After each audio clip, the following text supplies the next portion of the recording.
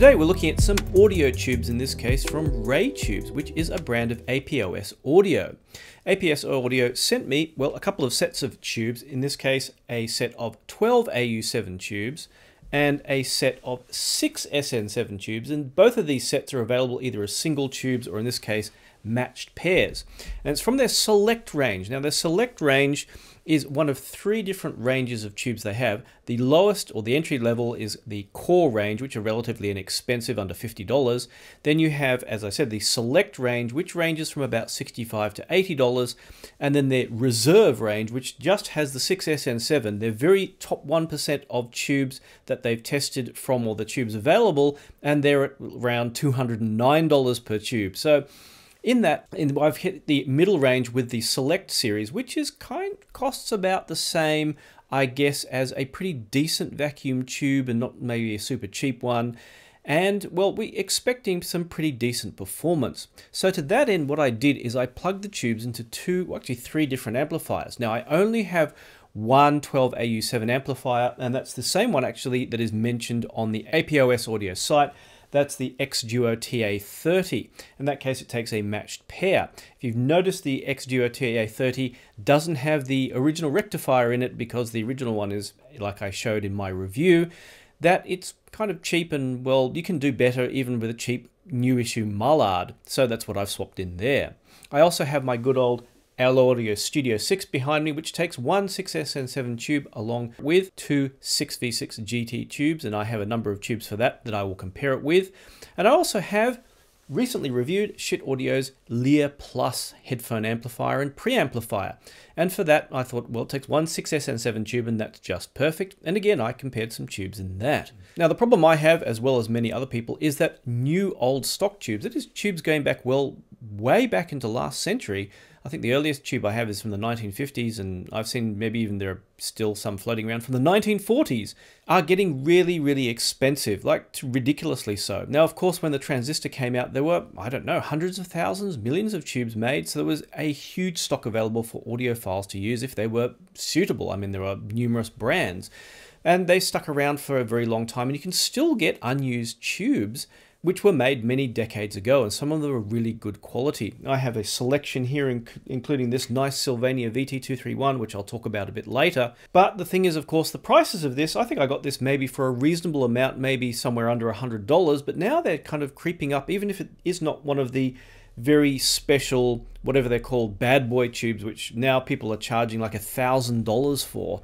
So it's getting pretty crazy. Even some nicer tubes, actually I have a Sylvania chrome top in there.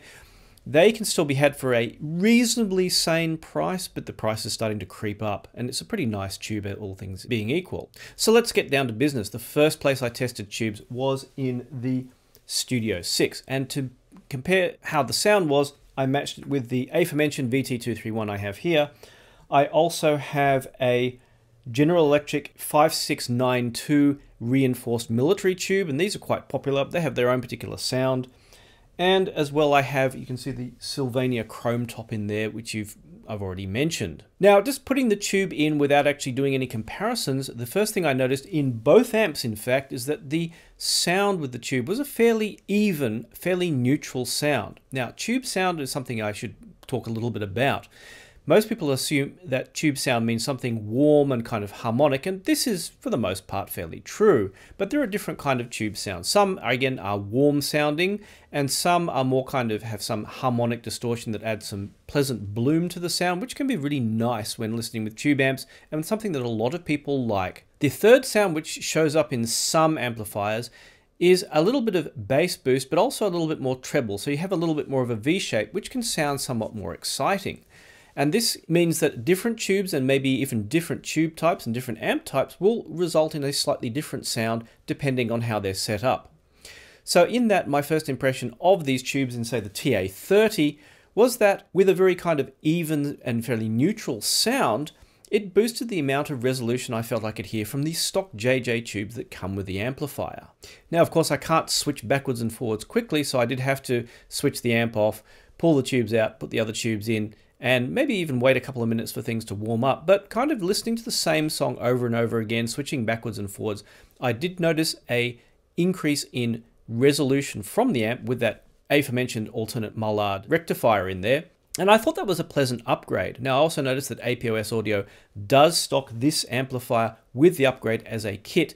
The actual amplifier has been discounted since I reviewed it, and so once you get the discount and then add in the Ray tubes, it ends up being close to the original price, somewhere around the $800 mark.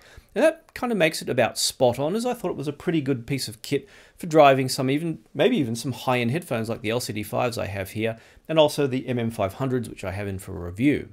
Moving on to the Studio Six, again, a very neutral sound coming from that tube, and it was only in comparison that I kind of got an impression of maybe how warm, if it has any warmth, there is. So starting with the good old VT231, which is a pretty challenging tube to compete against because it is a very good tube.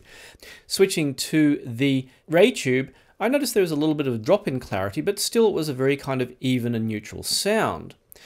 Also, I switched between the Sylvania Chrome Top tube that I have presently in the amplifier and the APOS tube, and I noticed a little bit more detail from the, albeit now more expensive, Chrome Top Sylvania tube. It also has a little bit of kind of smooth, kind of, I don't know, sweetness to the sound that works really, really well in high-end amps, and a lot of people really like that particular model of tube.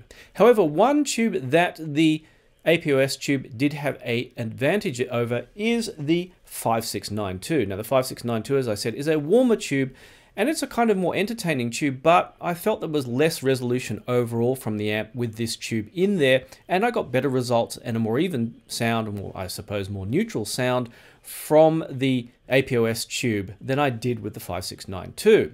And that got me thinking that maybe the ideal amp for something like this APOS tube is something, again, more mid-range, like the TA30. So I got out the Lyr Plus for reviewing the tube as well.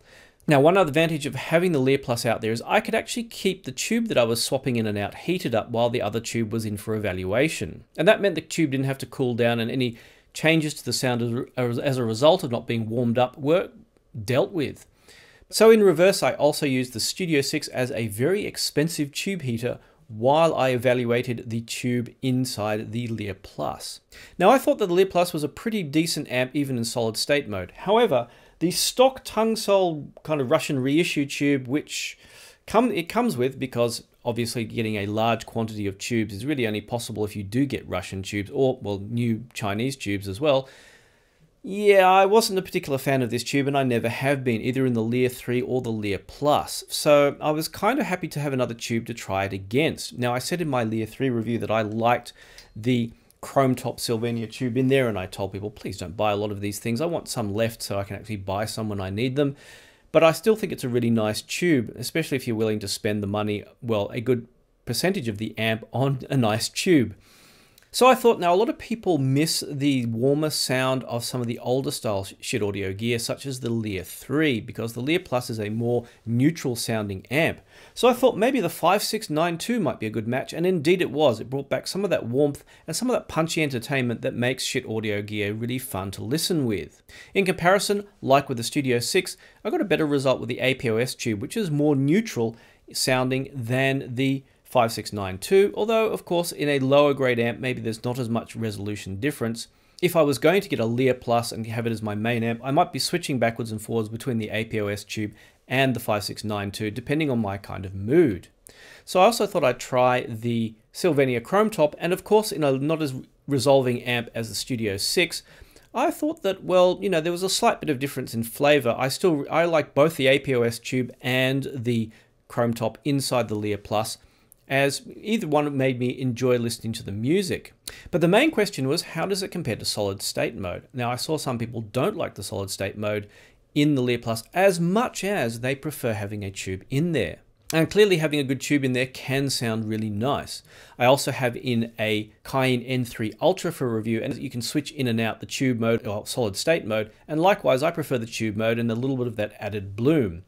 Now, the Ray Tube 6 SN7 added just a touch of entertainment to the sound. Now, I hate using audiophile terms, but maybe a touch of musicality to the sound. It made it a little bit less boring than the solid state mode. And that's really what I wanted from the Lyr Plus.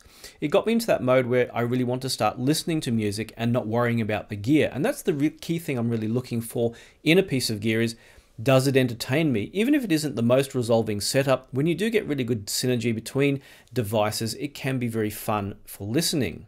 So my overall impression is that the Ray Tube Select series are a very neutral sounding tube with a reasonable amount of detail, and they're very suited to kind of mid-range amps, say, you know, maybe looking at say $500 to $1,000 or maybe cheaper, such as the TA30 that I've already mentioned here, and the Lyr Plus that I have as well. Now, of course, there's other factors to consider, which is, of course, system synergy.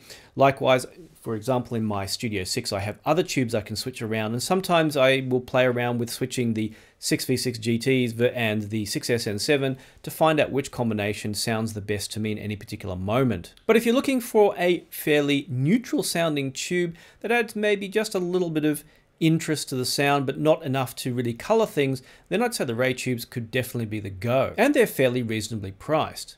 Importantly, do you have a Ray tube? Have you purchased one or a set for your amplifier or audio gear? If so, please do leave a comment below with your experiences. These videos are designed to be helpful for people looking to buy a product, and any more information they can get will be super helpful to them. Likewise, if you'd like help with your audio system or this video was helpful, consider buying me a coffee.